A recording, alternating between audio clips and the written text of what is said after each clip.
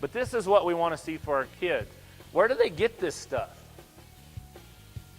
If this is what we want them to possess, where do they get it? They get it from their parents. You know this because you've tried to instill it in your program, and no matter how hard you work, if they have it at home, they're going to get it. If they don't have it at home, even though you can instill it and we have to do that work, it is much harder. Right? Did you say, you tell your how many of you tell your kids to be honest? It's not up here. How many tell your kids to be honest?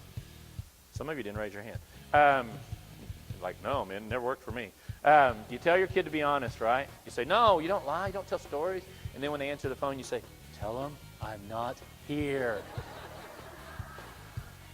Some of you are going to go visit family this weekend for Easter, and you're going to have to get the story straight before you get there. No, the reason we didn't go 3 weekends ago is because you were sick, remember? No, I thought you were sick. No, you were sick. That's what we said. And you had strep throat. That's what we said. Right? How many of you have to talk to your husbands or your wives about what stories they're supposed to know or not supposed to know? It's like, remember, we don't know that. That is not in our knowledge base when we go visit my family. But we don't know that. Right? So our kids, now between the ages of 0 and 3, you guys are professionals, parents.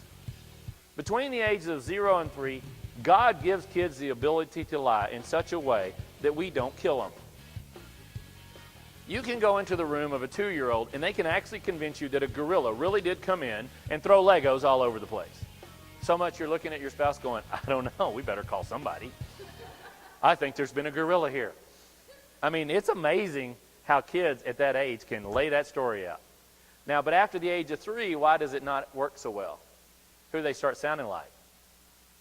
They start sounding like, I know that trick. It's kind of embarrassing when they start telling stories just like you tell. It's like, they got the same tics I have when they're not telling the truth. How many of you, when you were growing up or before you had kids, said, when I have kids, I will never, ... How many of you did that? If you have kids, raise your hand because you said that.